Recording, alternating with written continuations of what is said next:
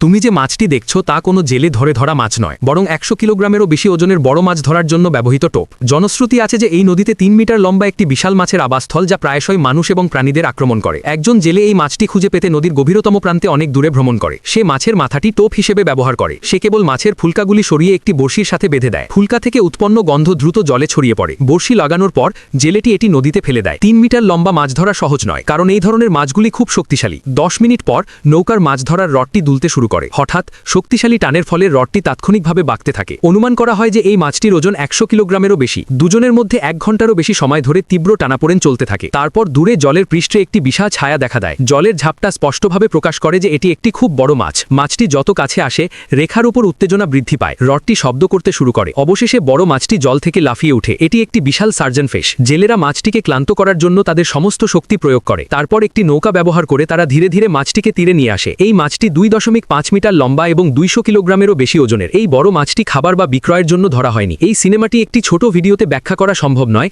তাই আমি চ্যানেলে সম্পূর্ণ ভিডিওটি আপলোড করেছি। আপনি সেখানে গিয়ে এটি দেখতে পারেন।